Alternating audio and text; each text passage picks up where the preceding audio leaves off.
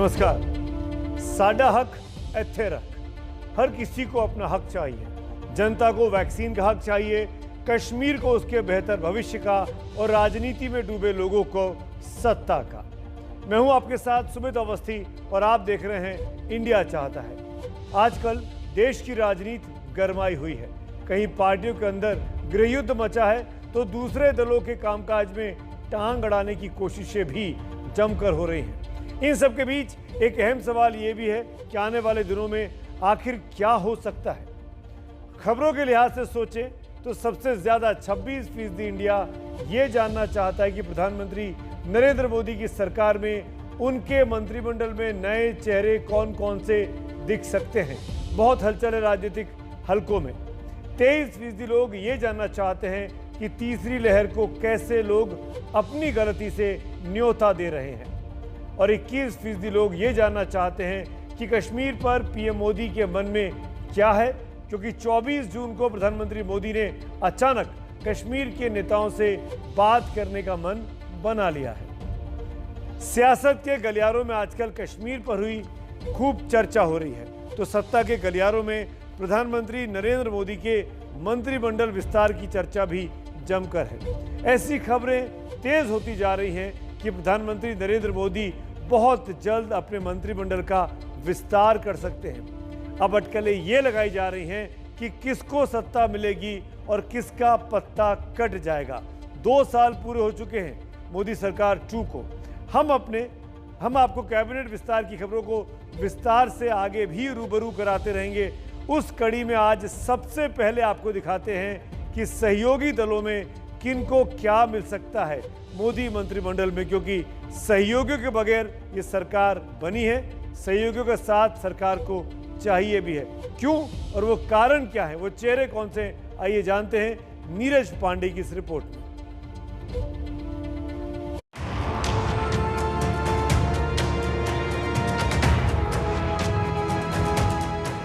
केंद्र में सरकार तो एनडीए की है, लेकिन एक रामदास आठवले को छोड़कर गैर बीजेपी मंत्री कोई नहीं है। इसीलिए सबकी नजर मोदी सरकार के कैबिनेट विस्तार पर है, जिसमें इस बार सहयोगी दलों को जगह मिलने की पूरी गुंजाइश है। और सहयोगियों की बात करें तो बिहार में नीतीश कुमार की पार्टी अपने लिए बहुत उम्मीदें पाल कर बैठी है। जब भी केंद्रीय मंत्रिमंडल का विस्तार होगा तो जनता दल, चूंकि एनडीए का पार्ट है, तो निश्चित रूप से जनता दल की उसमें भागीदारी होगी। ये मैं पहले भी बोल चुका हूं और इसमें कहीं कोई कंफ्यूजन नहीं है। मंगलवार को नीतीश कुमार दिल्ली आ रहे हैं। ऐसे कयास लगाए जा रहे हैं कि मंत्रिमंडल विस्तार में जेडीयू के लिए सीटों पर बात हो सकती है। नीतीश कुमार दिल्ली आने से पहले अपनी स्थिति पटना में मजबूत कर चुके हैं। जिस चिराग ने नीतीश के खिलाफ मोर्चा खोला था, वो अगर अपनी ही पार्टी में पैदल हो गए तो इसके पीछे नीतीश का दिमाग बताया जा रहा है। अब एलजेपी के बागी गुट के नेता पशुपतिनाथ पारस को भी उम्मीद है कि मोदी सरकार में वो भी मंत्री बन जाएंगे। 540 से प्रतिनिधि है, जीते हुए सांसद है और प्लस राज्यसभा के सदस्य हैं, उसमें से बनाया जाता है, मंत्रिमंडल में लिया जाता है। माननीय प्रधानमंत्री जी का एकदम विशेषाधिकार है कि किस व्यक्ति को मंत्री बनावेंगे, किसको क्या विभाग देंगे, नहीं देंगे, ये माननीय प्रधानमंत्री जी का, उसमें मेरा कोई कमेंट्स नहीं है। सहयोगी दलों को तवज्जो देने और मंत्रिमंडल में उनके शामिल होने के कयास तभी तेज हो गए जब गृह मंत्री अमित शाह ने अपना दल की नेता अनुप्रिया पटेल और निषाद पार्टी के संजय निषाद से मुलाकात की। पिछले दिनों भले ही प्रधानमंत्री मोदी की मुलाकात अपने सीनियर मंत्रियों, बीजेपी के पदाधिकारियों और संघ के नेताओं से कोरोना मंत्रियों के काम की समीक्षा और संगठन को लेकर हुई, लेकिन माना जा रहा है कि मोदी सरकार में नए चेहरों पर भी चर्चा हुई। मोदी मंत्रिमंडल में विस्तार की बात हो रही है तो इसलिए कि इस वक्त सरकार के खिलाफ नकारात्मकता का माहौल है। जैसा कि सी वोटर एबीपी न्यूज के सर्वे में लोगों के मूड से पता चला, कोरोना की दूसरी लहर में सरकारी इंतजाम इतने लचर रहे कि लोगों में नाराजगी है। महंगाई एक बड़ी समस्या है जिससे कोरोना काल में लोग बहुत ज्यादा त्रस्त हैं। किसान आंदोलन के कारण उत्तर प्रदेश, दिल्ली, हरियाणा, राजस्थान और पंजाब के किसानों में गुस्सा है, खासकर पश्चिमी उत्तर प्रदेश में, जहां अगले साल की शुरुआत में ही चुनाव होने हैं। यूपी के चुनाव की अहमियत बीजेपी के लिए इसलिए भी है कि पश्चिम बंगाल में पार्टी की हार के बाद अब यूपी में हार पार्टी के लिए बहुत बड़ा खतरा साबित हो सकती है। तो ये माना जा रहा है कि इस बार सहयोगी दलों को मौका मिल सकता है। इसमें नीतीश कुमार की पार्टी जेडीयू, पशुपति पारस की एलजेपी गुट और निषाद पार्टी अपना दल अहम है। इनमें भी उत्तर प्रदेश विधानसभा चुनाव को ध्यान में रखते हुए छोटे छोटे दलों को तरजीह देने की तैयारी है। उत्तर प्रदेश में भाजपा अपने दरकते दीवार को बचाने की कवायद में जुटी है। दरअसल अकाली दल और शिवसेना जैसे पुराने और भरोसेमंद सहयोगियों के जाने के बाद बीजेपी के लिए ये दिखाना भी जरूरी है कि भले उसके पास प्रचंड बहुमत है, लेकिन एनडीए को वो आदर करती है। मंत्रिमंडल विस्तार से इसे दिखाया जा सकता है। एबीपी न्यूज के लिए नीरज पांडे की रिपोर्ट। दो पुराने साथी शिवसेना और अकाली दल बीजेपी को छोड़ के जा चुके हैं। वैसे बीजेपी के पास अपने दम पर सरकार चलाने के लिए पूरे नंबर हैं, लेकिन बीजेपी की नेतृत्व ये इंप्रेशन देना नहीं चाहता कि वो अकेले दम पर सरकार चला रहा है। इसीलिए अलायंस पार्टनर्स की जगह को भरने की तैयारी चल रही है। मंत्रियों का चयन कई राजनीतिक जरूरतों और मजबूरियों से भी तय होता है। बीजेपी को अपने दम पर बहुमत जरूर हासिल हुआ, लेकिन चुनाव जीतने के लिए सहयोगियों की दरकार पड़ती है। लेकिन कई सहयोगी छिटकते गए और महाराष्ट्र में मुख्यमंत्री पद को लेकर शिवसेना से 25 साल पुराना गठबंधन टूट गया है। यह आपको समझना पड़ेगा। शिवसेना छोड़ के चली गई है बीजेपी को। अकाली दल के साथ किसान आंदोलन पर तनातनी हुई और बीजेपी का गठबंधन टूट गया। अकाली दल भी वहां से निकल गया है। तो जिस तरीके से शिवसेना और अकाली दल जैसे बीजेपी के पुराने सहयोगी अलग हो चुके हैं, उसमें बचे खुचे सहयोगियों पर नजर इनायत होना आज की तारीख में बहुत ज़रूरी हो गई है। तो वो कौन लोग हैं जो बीजेपी का ग्राफ अब आगे बढ़ा सकते हैं इस नए मंत्रिमंडल फेरबदल में? अगर यूपी में अपना दल की अनुप्रिया पटेल और निषाद पार्टी के संजय निषाद से गृह मंत्री अमित शाह की मुलाकात हो चुकी है, इसीलिए अब लगता है कि इनको कैबिनेट में जगह मिल सकती है। यूपी में विधानसभा चुनाव होने हैं और वहां पर पटेलों और निषादों का वोट छोटे छोटे पॉकेट में बहुत खास मायने रखता है, खासकर पूर्वी उत्तर प्रदेश में। इसी तरीके से बिहार से बात की जाए तो नीतीश कुमार की पार्टी को मंत्रिमंडल में शामिल करना इसलिए ज़रूरी हो सकता है कि उनसे तालमेल के बगैर बिहार में आने वाले वक्त में काम चलाना आसान नहीं होगा, क्योंकि नीतीश कुमार बिहार की सरकार के चेहरे हैं, अगुवा हैं, मुख्यमंत्री हैं। वैसे ही एलजेपी से रामविलास पासवान के देहांत के बाद पार्टी के अंदर जो सर्फ ट्रबल चल रही थी चाचा भतीजे में, वो भी अब एक तरीके से समाप्त हो चुकी है। पशुपति पारस को मान्यता मिल चुकी है। इसीलिए अब माना जा रहा है कि पशुपति पारस का भी मंत्रिमंडल में शामिल होना लगभग तय है, जैसा कि वो पटना यात्रा में खुद अपने मुंह से बोल भी चुके हैं।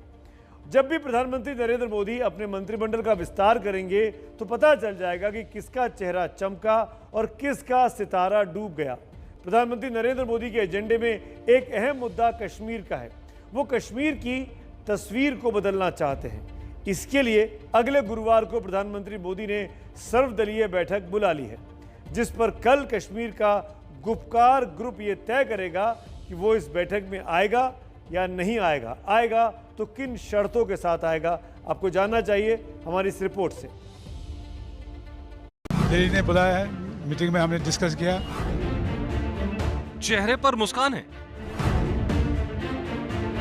पार्टियों के दफ्तर गुलजार हैं, बैठकों के दौर जारी हैं। जम्मू कश्मीर में क्या बीजेपी, क्या पीडीपी और क्या नेशनल कॉन्फ्रेंस, हर पार्टी में राजनीतिक हलचल जोरों पर है। पीएम नरेंद्र मोदी ने 24 जून को सर्वदलीय बैठक बुलाई है, जिसमें 14 नेताओं को न्योता भेजा गया है। पार्टियां अब इस मुद्दे पर चर्चा कर रही हैं कि बैठक में कहेंगे क्या। एजेंडा फाइल होगा जिस दिन मीटिंग होगी, लेकिन हम अपनी तरफ से जो हमारा स्टैंड होगा, जो पार्टी का स्टैंड होगा, जो डॉक्टर साहब वहाँ उनसे बात करेंगे, उस बारे में जब तबादला ख्याल पूरा होगा फिर आपसे शेयर करेंगे। सबसे बड़ा सवाल ये है कि क्या चारों नेता अलग अलग मिलेंगे या सभी गुपकार गठबंधन के जरिए कोई प्रतिनिधि बैठक में भेजेंगे। ये वही दल हैं जो अनुच्छेद 370 से कम पर बात करने को तैयार ही नहीं थे। हमारी जो सियासत है, यह डेमोक्रेटिक सियासत है, ये कंसल्टेशंस का है। स्टेट गवर्नमेंट्स के लेकर सेंटर नहीं चल सकता और सेंट्रल गवर्नमेंट को लेकर स्टेट्स नहीं चल सकता। मुझे लगता है कि अब इनको पता चल गया और इसीलिए एक साथ होके वो शायद कुछ नुमाइंदे भेजेंगे मरकजी हुकूमत से बात करने के लिए। 5 अगस्त 2019 को पीएम मोदी ने अनुच्छेद 370 को खत्म कर जम्मू कश्मीर को मिला विशेष राज्य का दर्जा खत्म कर दिया था। इसी के साथ लद्दाख को जम्मू कश्मीर से अलग कर दिया गया था। दोनों इलाकों को केंद्र शासित प्रदेश का दर्जा दिया गया था। दशकों तक हम भारतीयों के बीच इस आर्टिकल 370 ने एक अस्थाई दीवार बना रखी थी कि सरदार साहब, आपका जो सपना अधूरा था, अब वो दीवार गिरा दी गई है। केंद्र के फैसले के बाद कश्मीर के राजनीतिक दलों ने आसमान सिर पर उठा लिया था। जो आईनी सूरत हाल थी 5 अगस्त को पिछले साल, उसको बहाल किया जाए। हमारी जद्दोजहद जो है वो इसी पे मबनी है कि रियासत जम्मू कश्मीर और लद्दाख को वापस जो है सारे हकूक दिए जाएं। कि 5 अगस्त 2019 जम्मू कश्मीर के आवाम को कबूल नहीं है। मेरा एजेंडा तो ये है, सामने मैंने रखा है। जिस वक्त हमारा ये झंडा वापस आएगा, हम उस झंडे को भी उठा लेंगे।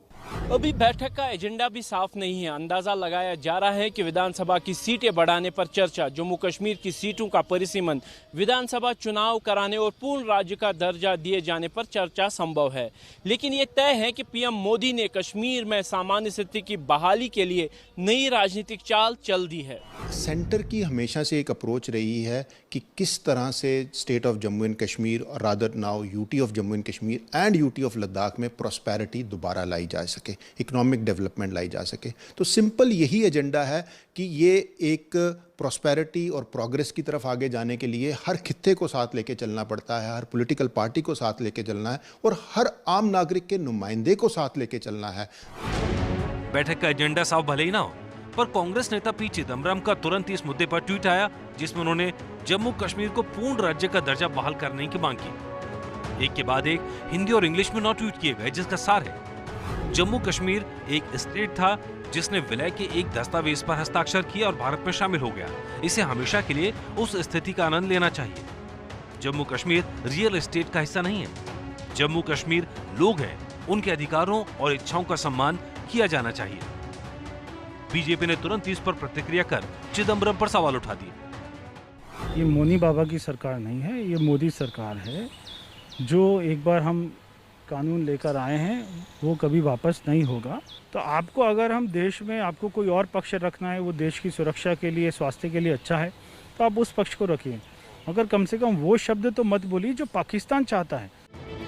पाकिस्तान दशकों से जम्मू कश्मीर में आतंकवाद को बढ़ावा दे रहा है, लेकिन मोदी सरकार ने आते ही आतंकवाद पर सख्त नीति अपनाई। आतंकवादियों के खिलाफ सुरक्षा बलों को छूट दी तो राजनीतिक रूप से कश्मीर को मिला विशेष राज्य का दर्जा खत्म कर दिया। दिल्ली ने बुलाया है, मीटिंग में हमने डिस्कस किया। वैसे तो प्रधानमंत्री मोदी ने 14 नेताओं को संवाद के लिए बुलाया है, लेकिन सबकी नजरें गुपकार ग्रुप पर लगी हुई हैं। गुपकार ग्रुप हर हाल में अनुच्छेद 370 की दोबारा बहाली चाहता है। हम आपको बताते हैं कि अनुच्छेद 370 के हटने से जम्मू और कश्मीर में क्या अंतर आ गया है। समझिए इसको। पहले जम्मू और कश्मीर के लोगों को दोहरी नागरिकता मिली हुई थी, अब वो सिर्फ हिंदुस्तान की हो गई है। पहले वो कश्मीर के अलग से नागरिक थे। पहले अलग एक कश्मीर का झंडा हुआ करता था, जिसको अब खत्म कर दिया गया है। अब सिर्फ एक ही झंडा है, वो भी तिरंगा। पहले जम्मू कश्मीर में अलग संविधान का प्रावधान था, जिससे अब खत्म कर दिया गया है। अब वो भारत के संविधान, भारत के आईन को ही वो मानते हैं। पहले विधानसभा का कार्यकाल 6 साल का हुआ करता था, अब वो 5 साल का है, जैसा कि बाकी तमाम राज्यों में होता है। पहले जम्मू और कश्मीर में वित्तीय आपातकाल नहीं लग सकता था, लेकिन अब भारतीय संविधान के मुताबिक लग सकता है। पहले राज्यपाल शासन लगता था, लेकिन अगर अब जरूरत पड़ी तो वहां पर राष्ट्रपति शासन लगेगा, राज्यपाल शासन नहीं। ये संवैधानिक और प्रशासनिक बदलाव राज्य में आए हैं। वैसे तो पूर्ण राज्य का दर्जा छीनकर केंद्र शासित प्रदेश बना दिया गया है, लेकिन ये भी सही है कि इससे घाटी में कुछ सकारात्मक बदलाव भी आ गए हैं। अब आप ध्यान से देखिए वो सकारात्मक बदलाव क्या है। अगर धारा 370 के हटाए जाने से पहले के 23 महीने और उसके बाद के 23 महीने की तुलना कर पाएं तो आप पाएंगे कि पहले 23 महीने में 131 नागरिकों की हत्या की गई थी, जो धारा 370 के हटने के बाद 62 रह गई है, यानी 53% की गिरावट आई है। अनुच्छेद 370 हटाने से पहले 23 महीने में 197 जवानों की शहादत हुई थी, लेकिन अब वो घटकर 74 रह गई है, यानी इन वारदातों में भी कमी आई है, वो भी 62% की। वैसे ही पहले 23 महीनों में 470 आतंकवादी मारे थे सुरक्षा बलों ने, जबकि इन 23 महीनों में 322 आतंकवादी, इसमें भी 31% की कमी आई है। लेकिन गुपकार ग्रुप को अनुच्छेद 370 के हटाए जाने पर ऐतराज़ है। उनके पिछले साल अक्टूबर में हुए समझौते का इकलौता एजेंडा ही यही है कि जम्मू और कश्मीर को पूर्ण राज्य का दर्जा मिले और अनुच्छेद 370 भी बना रहे। इसीलिए पिछले 23 महीनों से इस पर राजनीति लगातार रही और गर्म भी रही। उमर अब्दुल्ला की ये तस्वीरें जम्मू कश्मीर में बदलाव का प्रतीक बन गई हैं। उमर अब्दुल्ला कुछ इस तरह दिखाई देते थे, लेकिन नजरबंदी के दौरान उन्होंने दाढ़ी बढ़ा ली और दिखने लगे ऐसे। अब फिर से वो पुराने रूप में लौट आए। कुछ ऐसी सच्चाई है जम्मू कश्मीर की राजनीति की, जो लगातार रूप बदल रही है।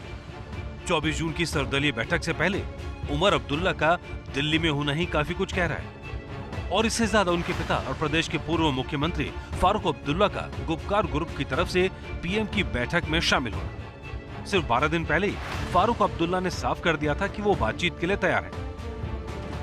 दरअसल इन बदले हुए तेवरों की वजह है 2020 में हुए जिला परिषद के चुनाव। कौन सोच सकता था कि जिला परिषद चुनावों में जम्मू कश्मीर में 74 सीटों के साथ बीजेपी सबसे बड़ी पार्टी बनकर उभरेगी।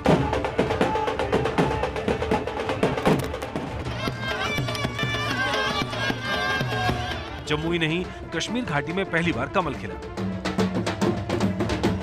घाटी में कमल अपने वजूद पर खिला है।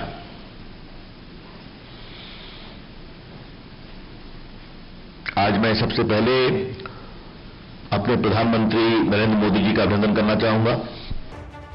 बीजेपी का एक करिश्मा भी तब था जब जिला परिषद में बीजेपी के सामने गुपकार अलायंस था, जिसमें नेशनल कॉन्फ्रेंस, पीडीपी, कांग्रेस समेत 6 पार्टियां हैं।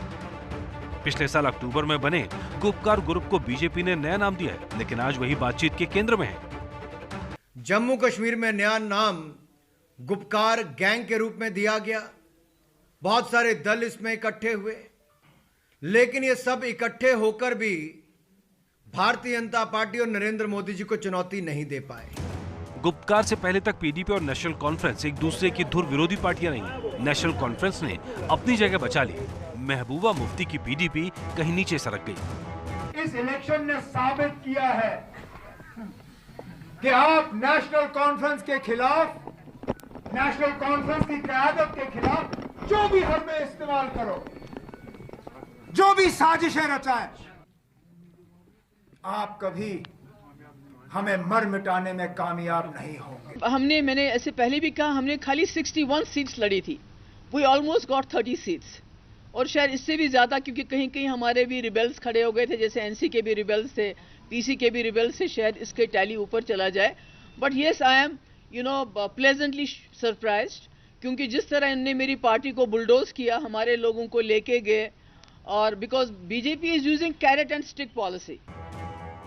ये वही महबूबा मुफ्ती है जिसने बीजेपी के साथ मिलकर जम्मू कश्मीर में सरकार बनाई थी, जिसके बाद रास्ते अलग हो गए। लेकिन जिला परिषद चुनावों से जो बड़ी बात निकल कर आई वो ये कि लोगों ने चुनावों में जमकर वोटिंग की। जैसे श्रीनगर शहर में लोकसभा चुनाव में 7.9% वोट पड़े थे, पंचायत चुनावों में 14.5% वोट पड़े, लेकिन जिला परिषद चुनावों में 35.3% मतदान हुआ। ये चुनाव विशेष राज्य का दर्जा हटने के बाद हुए थे।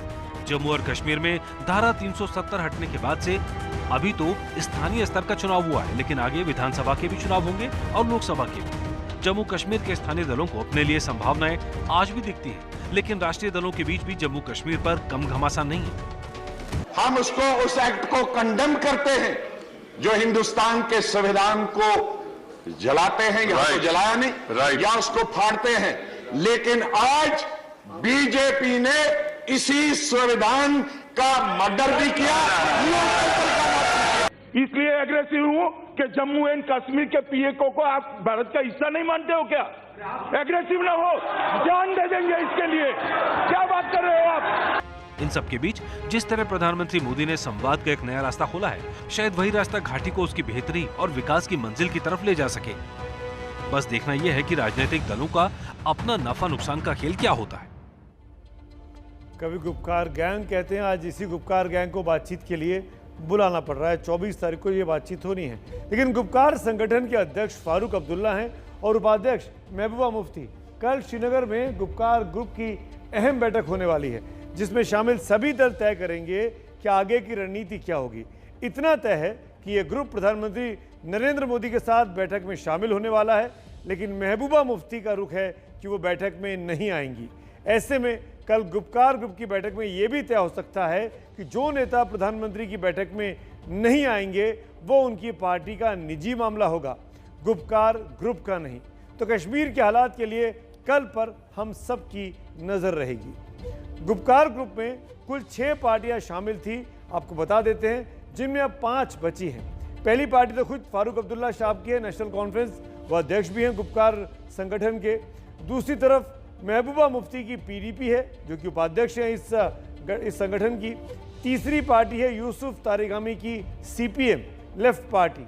चौथी है जावेद मुस्तफ़ा साहब मीर की Jammu Kashmir Peoples Party, Peoples Movement, जिसके मुखिया पहले पूर्व ब्यूरोक्रेट शाह फैजल थे, जिन्होंने बाद में राजनीति से तौबा कर ली थी। और पांचवी पार्टी बेगम खालिदा शाह की जम्मू कश्मीर आवामी नेशनल कॉन्फ्रेंस है। वहीं सज्जाद लोनवाली जम्मू कश्मीर की पीपुल्स कॉन्फ्रेंस इस साल जनवरी में इस गुपकार ग्रुप से अलग हो गई थी। आज सबकी नजरें प्रधानमंत्री नरेंद्र मोदी की 24 जून वाली बैठक पर टिकी हैं कि उसके बाद क्या फैसला वो करते हैं। सबकी नजरें गुपकार ग्रुप पर भी हैं कि वो प्रधानमंत्री से मुलाकात के बाद अपना क्या रुख तय करते हैं। वो सारे लोग गुपकार रोड पर रहते हैं, जिनका एक नाता जम्मू और कश्मीर के इतिहास से जुड़ा हुआ है। वहीं पर राजा कर्ण सिंह का घर है, जिनके पिता महाराजा हरि सिंह के ऊपर पाकिस्तानी कबायलियों ने हमला किया तो आज़ादी के वक्त गृह मंत्री रहे सरदार पटेल ने मदद करके उनको बचाया और कश्मीर को हिंदुस्तान में मिलाया था। वहीं पर फारूक अब्दुल्ला का भी घर है, जिनके पिता शेख अब्दुल्ला आज़ादी के वक्त कश्मीर के सबसे बड़े नेता थे, लेकिन उन्होंने जिन्ना के पाकिस्तान में नहीं बल्कि गांधी के हिंदुस्तान में रहने का फैसला किया था। देखिए, जम्मू और कश्मीर के हिंदुस्तान में मिलने की वो कहानी जो आपको जरूर पता होनी चाहिए। देश जश्न आजादी में डूबा था और भाग्य से अपना मिलन कर रहा था, लेकिन देश में 3 ऐसी रियासतें थीं जो भारत में मिलना नहीं चाहती थी। उनमें से ही एक था कश्मीर। 16 मार्च 1846 को ब्रिटिश के कब्जे में आने के बाद कश्मीर एक देसी रियासत बन गया था। अंग्रेजों ने बाद में इसे गुलाब सिंह को दे दिया था, जो उस समय जम्मू के राजा थे। भारत में विलय के समय कश्मीर के शासक रहे महाराजा हरि सिंह उन्हीं गुलाब सिंह के वंशज थे। कश्मीर में मुस्लिमों की बड़ी आबादी होने के कारण जिन्ना सोचते थे कि कश्मीर उनके देश का हिस्सा बन जाएगा। 15 अगस्त 1947 को आजादी मिलने के कई हफ्तों बाद हरि सिंह ने अपनी रियासत को पाकिस्तान या भारत के साथ विलय की इच्छा नहीं जताई। फिर पाकिस्तान ने ताकत के बल पर जम्मू कश्मीर को हड़पने की योजना बनाई। पाकिस्तान ने महाराजा हरि सिंह से जम्मू कश्मीर को छीनने के लिए कबायलियों की एक फौज भेजने का फैसला किया। 24 अक्टूबर 1947 को अंधेरे में ही हजारों कबायलियों ने कश्मीर में घुसपैठ को अंजाम दिया। कबायलियों ने जम्मू कश्मीर की राजधानी श्रीनगर की ओर रुख किया, जहां से हरि सिंह शासन करते थे। संकट के इस समय में महाराजा हरि सिंह ने भारत से मदद की अपील की। 25 अक्टूबर को सरदार पटेल के करीबी वीपी मेनन को विमान से श्रीनगर भेजा गया। वीपी मेनन कश्मीर के भारत में विलय के लिए हरि सिंह की मंजूरी लेने के लिए गए थे। 26 अक्टूबर को हरि सिंह और उनका दरबार जम्मू शिफ्ट हो गया, ताकि हमलावर कबालियों से वो सुरक्षित रहे। मेनन के कश्मीर पहुंचने के बाद हरि सिंह और कश्मीर के भारत में विलय की बात पक्की हो गई और विलय के दस्तावेजों पर हरि सिंह ने हस्ताक्षर कर दिए। जम्मू और कश्मीर स्वेच्छा से हिंदुस्तान का हिस्सा हो गया, लेकिन पाकिस्तान अपनी आतंकी हरकतें आज तक करता आ रहा है। तो हम सिर्फ खबर बताते ही नहीं बल्कि खबर का पूरा नजरिया आपको समझाने की कोशिश करते हैं, ताकि आपको इतिहास से भी पता लगे कि दरअसल हिंदुस्तान में क्या कुछ हुआ था। एम्स के डायरेक्टर, देश के सबसे बड़े डॉक्टरों में से एक डॉक्टर रणदीप गुलेरिया की आशंका है कि 3-4 हफ्ते में तीसरी लहर फिर से भारत को दस्तक दे सकती है। पहली बार आएगी तीसरी लहर, लेकिन एक और नई लहर आ रही है। दुनिया के नक्शे पर अगर देखें तो क्या स्थिति है। रूस में कोरोना के केस बेतहाशा बढ़ने फिर से शुरू हो गए हैं, यानी वहां पर तीसरी लहर की दस्तक है। ब्रिटेन में भी दोबारा से केसेस बढ़ चुके हैं, वहां भी कहा जा रहा है कि जब से लॉकडाउन हटा है, अनलॉक हुआ है, तब से केस बढ़ रहे हैं। पुर्तगाल में भी केस बढ़ने के पीछे डेल्टा वेरिएंट को एक बहुत बड़ी वजह बताया गया, और ये भी अनलॉक के बाद हुआ है। वैसे न्यू डेल्टा के वेरिएंट तमिलनाडु, महाराष्ट्र, पंजाब और मध्य प्रदेश में भी हिंदुस्तान में मिले हैं। इस डेल्टा वेरिएंट से भी ज्यादा खतरा लैम्बडा वेरिएंट से हो सकता है, ऐसा विशेषज्ञों का अनुमान है। WHO लैम्बडा वेरिएंट पर नजर रखे हुए है। दक्षिण अमेरिका के देश हैं, इसमें 29 देशों में लैम्बडा वेरिएंट मिल चुका है। पेरू में करीब 81% केसों में यही वेरिएंट है। हमने इतनी बातों आपको सिर्फ इसलिए बताई ताकि आप सतर्क हो जाइए कि बहुत से दुनिया के देश हैं इस नक्शे पे जहां पर अनलॉक हुआ, नया वेरिएंट पनपा और उसके बाद तीसरी लहर की दस्तक दिखाई दे रही है, लेकिन लोग अनलॉक की धज्जियां उड़ा रहे हैं। अब आम आदमी की बात करें तो उससे पहले आम आदमी पार्टी के नेता और दिल्ली के मुख्यमंत्री अरविंद केजरीवाल की इन तस्वीरों को बहुत ध्यान से देखिए। केजरीवाल पंजाब के आज दौरे पर है। वो अमृतसर में स्वर्ण मंदिर में मत्था टेकने गए तो उनके साथ समर्थकों का लंबा चौड़ा हुजूम भी उमड़ा। केजरीवाल ने तो मास्क लगा रखा था, लेकिन साथ में बहुत सारे लोग दिखे इन तस्वीरों में जो यूं ही चल रहे थे, जिनके चेहरे पर मास्क नहीं थे। केजरीवाल दिल्ली में लोगों को सामाजिक दूरी का उपदेश देते हैं, उनसे बातें करते हैं, उनको कहते हैं, और पंजाब में वो खुद भूल जाते हैं कि वो भी एक ऐसी भीड़ का हिस्सा हो गए जो कोरोना का सुपर स्प्रेडर इवेंट बन सकता है। अब आप हमारी इस रिपोर्ट में देखिए, जिससे आपको पता चलेगा कि कैसे लोग कोरोना की तीसरी लहर को खुद ब खुद दावत दे रहे हैं।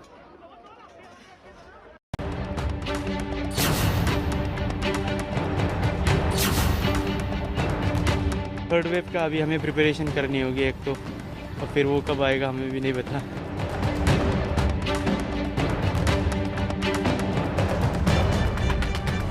क्या कोरोना की तीसरी लहर आएगी? ये किला घूमने निकले या कोरोना को निमंत्रण देने?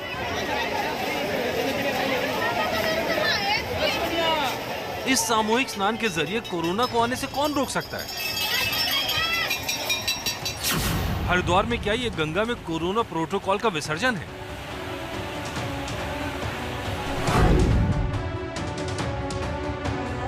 कहीं पहाड़ों पर सैलानियों का रेला, अब उस रेले पर कैसे नहीं लगेगा कोरोना का मेला? लॉकडाउन में छूट मिलते ही लोग सैर सपाटे पर निकल पड़े। भीड़ के पिछले सारे रिकॉर्ड टूट गए। जरा आप भी देखिए, कहां है मास्क और कहां है सोशल डिस्टेंसिंग। सोलन हो, कसौली हो, चायल हो, हर जगह कई किलोमीटर लंबा जाम लगा है। बीते 48 घंटे के दौरान हिमाचल के प्रवेश द्वार परमाणु बैरियर से 10,000 गाड़ियों की एंट्री हुई है। बहुत बुरा हाल है सर, देख सकते हैं आप, ये पूरा सोशल डिस्टेंसिंग का कोई हाल नहीं है। लोग ऐसे हो रहे, प्रशासन कुछ नहीं देख रहा, क्या कर सकते हैं हम लोग, बताइए आप। कोरोना काल चल रहा है और धज्जियां देखो कैसे उड़ा रखी है लॉकडाउन में भी लोगों ने। वैक्सीन लग चुकी है हमारे डबल डोज। हम बहुत बढ़िया एंजॉय कर रहे हैं यहाँ पे। क्या सिर्फ सैलानी ही गैर जिम्मेदार व्यवहार कर रहे हैं? ये 2 दिन पहले की तस्वीर है, जब मां गंगा के अवतरण दिवस के मौके पर गंगा दशहरा में स्नान के लिए श्रद्धालु उमड़ पड़े। ये हाल तब है जब बॉर्डर सील था, जब प्रशासन पर्व को सांकेतिक रूप से मनाने की अपील कर रहा था। धर्मगुरु कहते रह गए, लेकिन लोग स्नान के लिए उमड़ पड़े। तब क्या सोशल डिस्टेंसिंग और क्या मास्क। ये मुरादाबाद रेलवे स्टेशन की तस्वीर है, जहां मुरादाबाद से बिहार जाने के लिए स्टेशन पर मजदूरों की भारी भीड़ उमड़ पड़ी। ये तस्वीरें आपको भारत का हाल दिखा रही हैं, जहां लॉकडाउन खुलते ही लोगों ने सोशल डिस्टेंसिंग और मास्क से जुड़े नियमों की फिर से धज्जियां उड़ा दी।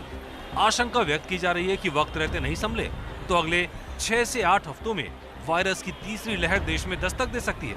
इसे जनता के सहयोग के बिना रोका नहीं जा सकता। कोविड अप्रोप्रिएट पालन नहीं कर रहे हैं, ये जो है अगले वेव का एक बहुत ही इंपॉर्टेंट कारण बन सकता है। तो फ्यूचर में जो भी वेव आएगी वो हमारे हाथ में है कि हम इस वेव को कंट्रोल करना चाहते हैं, बचाना चाहते हैं या नहीं बचाना चाहते हैं। WHO अब तक वायरस के 50 म्यूटेंट पर नजर बनाए हुआ है, जिसमें delta, new delta plus, alpha, beta, gamma, epsilon शामिल है। ग्लोबलाइजेशन के इस दौर में कौन सा वेरिएंट कहां पहुंच जाए कहना मुश्किल है। अब ये भी साफ नहीं कि इनमें से किस म्यूटेंट पर टीके कितना काम करते हैं। ऐसे में सावधानी में ही समझदारी है। सरकार अपनी पीठ रोकेगी, विपक्ष सरकार को लगातार ताने देगा। सियासत है और सियासत में ये सब तो हमेशा होता रहा है, लेकिन आम हिंदुस्तानी की दिलचस्पी तो इस बात में है कि उन तक वैक्सीन कब पहुंचेगी। हमने कोशिश की ये समझाने की कि वैक्सीनेशन का ये काम कब तक पूरा हो जाएगा। आप इस ग्राफिक्स को ज़रा ध्यान से देखिए। देश की कुल वयस्क आबादी है करीब 94 करोड़। इस आबादी को पूरी तरीके से सुरक्षित यानी डबल डोज पहुंचाने के लिए 188 करोड़ डोज की ज़रूरत होगी, क्योंकि एक व्यक्ति को 2 डोज लगती है। अब तक देश में 28 करोड़ डोज ही लगी है, यानी अब 160 करोड़ डोज की और ज़्यादा ज़रूरत है। अगर रोज़ाना 50 लाख डोज जैसा कि लक्ष्य रखा गया है होती है तो सबको टीका लगने में करीब 320 दिन का समय लग सकता है। चाहे जो भी हो, लेकिन वैक्सीन जल्द से जल्द सबको लगना चाहिए। उसकी वजह भी अब आपको हम बता देते हैं कि आखिरकार क्यों वैक्सीन ज़रूरी है। एक्सपर्ट का मानना है कि सितंबर अक्टूबर में तीसरी लहर दस्तक दे सकती है। कोरोना के बदले हुए वेरिएंट से लड़ने के लिए शरीर में एंटीबॉडीज़ बन जाएं, ये ज़रूरी है और उसके लिए वैक्सीन लगना ही एकमात्र रास्ता है। कोरोना की चेन तोड़ने के लिए ये ज़रूरी है कि हर्ड इम्यूनिटी देश में आ जाए, और वो भी तभी होगा जब सबको वैक्सीन लगी हो, सबके अंदर एंटीबॉडीज़ हो। बार बार कोरोना के हमले और उसे रोकने के लिए लगने वाले लॉकडाउन से अर्थव्यवस्था पर विपरीत असर पड़ता है। अगर सबको वैक्सीन मिल जाएगी तो लॉकडाउन से भी छुटकारा मिल जाएगा, बाजार खुलेंगे, अर्थव्यवस्था को पटरी पर लाने पे मदद मिल सकती है। जब तक वैक्सीन सबको नहीं लग जाती तब तक आप सतर्क रहिएगा। लेकिन इस बीच में आपको ये बता दें कि इन सब घटनाक्रम के बीच में आज योगा डे था, और उस योगा डे में भी वैक्सीनेशन की बात तो हुई, लेकिन योगा के ऊपर देश में राजनीति और तेज हो गई है।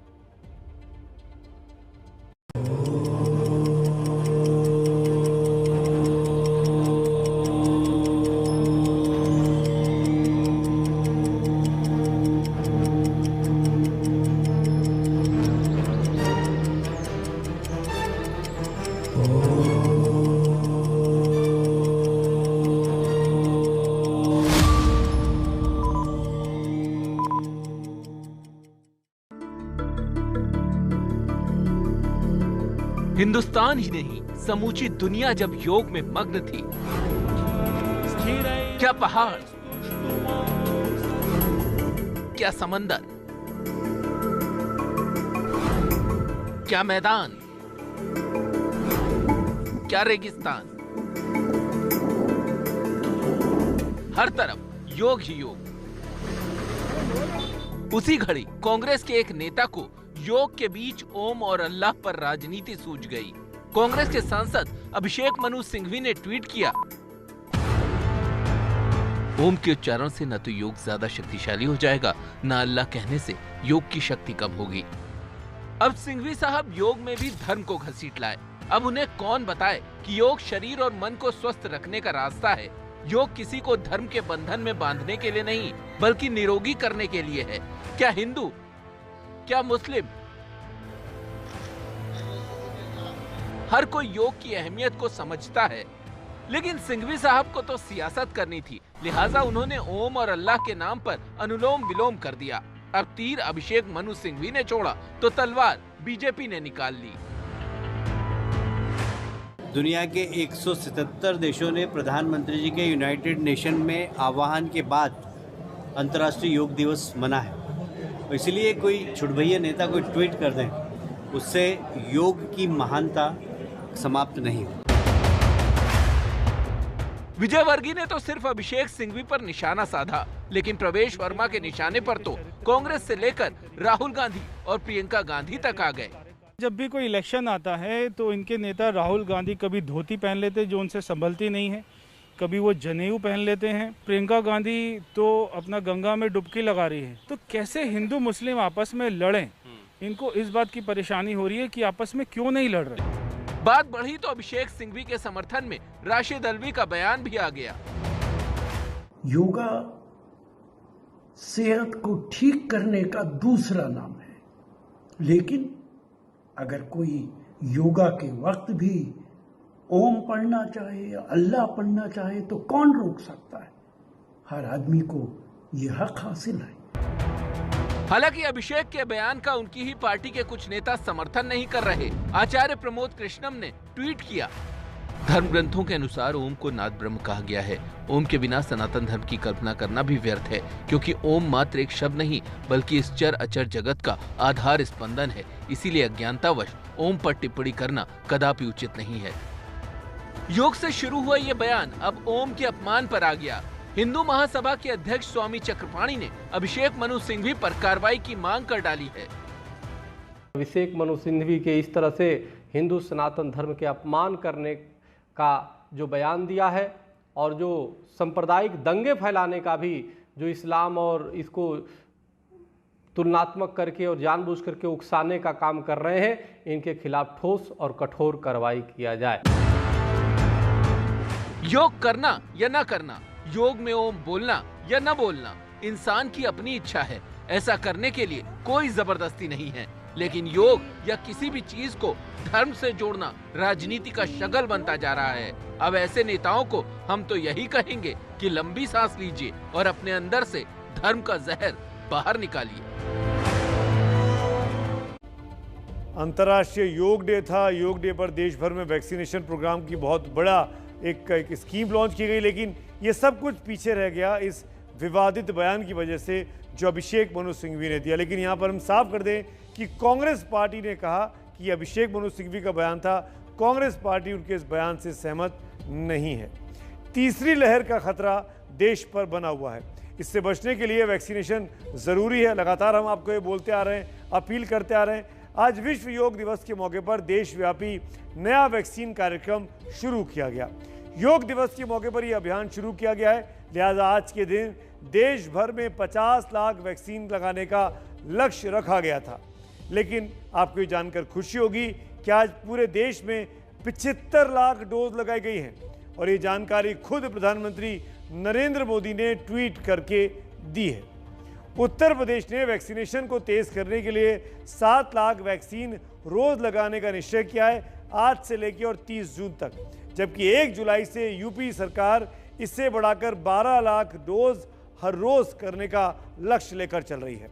इसी तरीके से मध्य प्रदेश ने रोजाना 10 लाख वैक्सीन लगवाने का लक्ष्य तय किया है, जिसको आज पूरा भी किया गया। डे 1 पर मध्य प्रदेश ने अपनी बात को कायम रखा। हरियाणा की बीजेपी सरकार, खट्टर सरकार का 2.5 लाख वैक्सीन रोज लगाने का टारगेट है। ये खुद राज्य सरकारों ने अपने अपने लिहाज से तय कर रखा है। आज पहला दिन था तो केंद्र सरकार और बीजेपी ने खास तौर पर इसे जोर शोर से लॉन्च किया। बीजेपी के मंत्री और नेता टीकाकरण सेंटर पर खुद नजर आए। यही नहीं, वैक्सीन के बहाने सियासी निशाने भी लगाए गए। वैक्सीन सबको लगाई जाए, ये बेहद ज़रूरी है, लेकिन तब तक ऐसा नहीं होता जब तक आपको अपना ख्याल रखना होगा।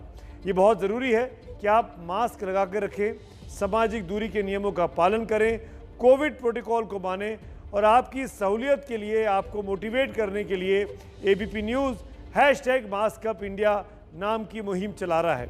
बहुत छोटा सा लक्ष्य है, बहुत आसान सा तरीका है। मास्क पहनी हुई तस्वीर खींचिए, हमको भेजिए, जैसे कि आप तमाम लोगों ने भेजा है।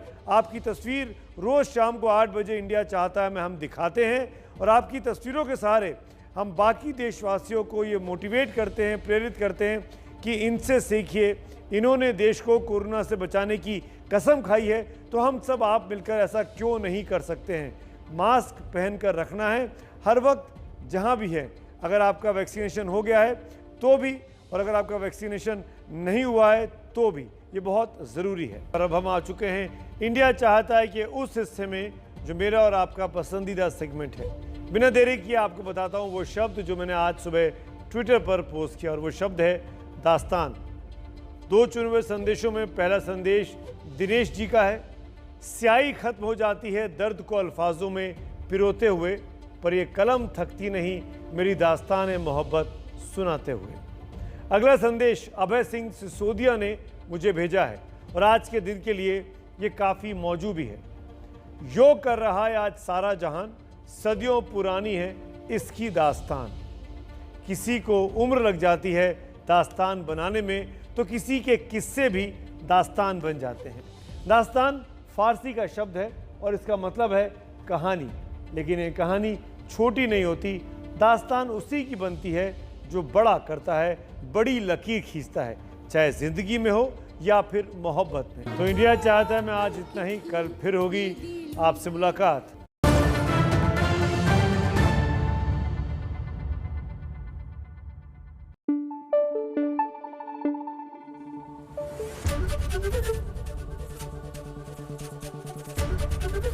एबीपी न्यूज आपको रखे आगे।